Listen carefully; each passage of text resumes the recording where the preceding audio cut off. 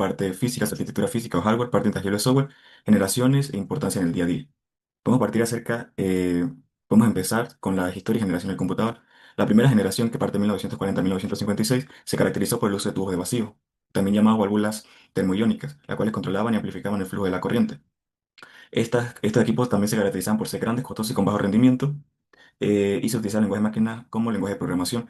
Ejemplos de modelo de estos equipos podría ser la UNIAC, la ENIAC y la UNIVAC. Para la segunda generación, que parte de 1956 a 1963, se cambiaron los tubos de vacío por el uso de transistores. Empezaron a usar lenguajes como Fortran y COBOL, y los equipos eran más pequeños, confiables y eficientes. Los lenguajes Fortran era un lenguaje que se utilizaba en el área de la ciencia, para cálculos científicos y matemáticos, mientras que el COBOL se utilizaba para el área empresarial, para finanzas y gestión de grandes cantidades de datos. Por eso en la segunda generación se aplicó al área de negocios y ciencia. Para la tercera generación, que parte de 1964 a 1971, llegaron los circuitos integrados, ¿sí? que son, que son un componente electrónico que contiene otros componentes tales como transistores, capacitores y resistencias, integradas en una sola pieza, generalmente de silicio. También se popularizó la memoria del núcleo magnético, que eran también conocidas como memoria ferrita. Esta memoria tenían la misma función que la memoria RAM de hoy en día. Esto generó menores costos y menor tamaño. Para la cuarta generación de 1971 a 1982 llegaron los microprocesadores, que es un circuito integrado que actúa como ser una computadora. Su función principal es recibir instrucciones, interpretarlas y ejecutarlas. Para principios de esta década, se desarrolló el microprocesador Intel 4004 en 1971, que marcó el inicio de la cuarta generación. Llegaron la memoria RAM y ROM y aparecieron las computadoras personales. Para la quinta generación, que va desde 1982 hasta la actualidad, aparecieron las portátiles o laptops.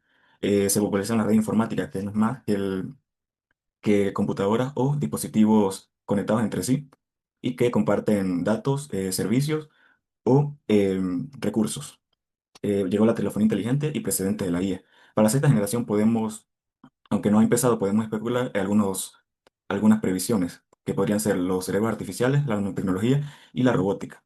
En los sistemas numéricos son muy importantes en el área de la informática y la programación, ya que esos son los sistemas que nos permiten interactuar como programadores con las máquinas. Empezamos por el sistema decimal o de base 10. Su importancia es fundamental porque es el sistema estándar para contar, hacer cálculos y entender datos en la mayoría de las situaciones cotidianas. Su uso, pues, es el que usamos es el que usamos en nuestra vida diaria, y cuenta con los dígitos del 0 al 9. El sistema binario base 2, en el área de la programación, en la computación, los datos de instrucción y archivos se almacenan y transmiten en forma binaria. Utiliza solo los dígitos del 0 al 1. Es importante en la informática porque las computadoras funcionan con circuitos electrónicos que tienen dos estados encendido y apagado, que corresponderían a el 1 y el 0 respectivamente. El sistema es hexadecimal o de base 16. Su importancia en la computación: facilita la lectura y escritura de datos binarios complejos, ayuda a los programadores a entender y manipular la información de manera más sencilla. El uso Usa los datos de 0 a 9 y la letra de a la F para representar valores del 10 al 15. Es muy útil en programación y en la informática porque permite representar números binarios largos de forma más compacta y legible. Partiendo ahora una pequeña infografía acerca de la arquitectura del computador, podemos nombrar uno de sus componentes más importantes. Por ejemplo, la unidad central de procesamiento, o CPU por sus siglas en inglés, es el cerebro de una computadora o dispositivo inteligente responsable de ejecutar instrucciones y realizar cálculos. La unidad aritmético lógica es una parte fundamental de la CPU y otros procesadores digitales que se encargan de realizar operaciones aritméticas y lógicas.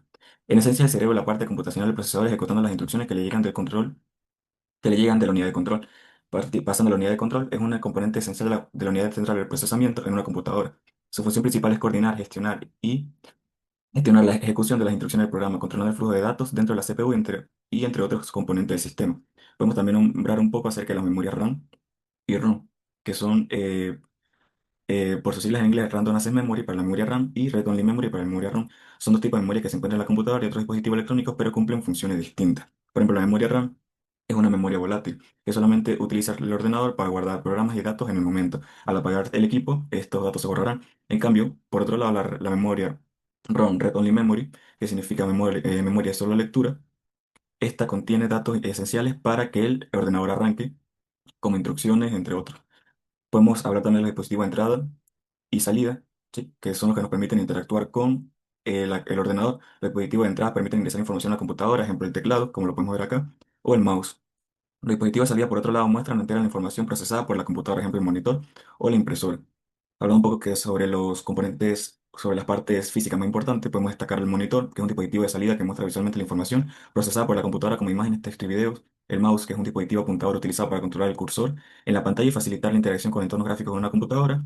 Y por último, el teclado, que utiliza un sistema de puntadas o márgenes para que actúen como palanca mecánica o interruptores electrónicos que envían toda la información a la computadora.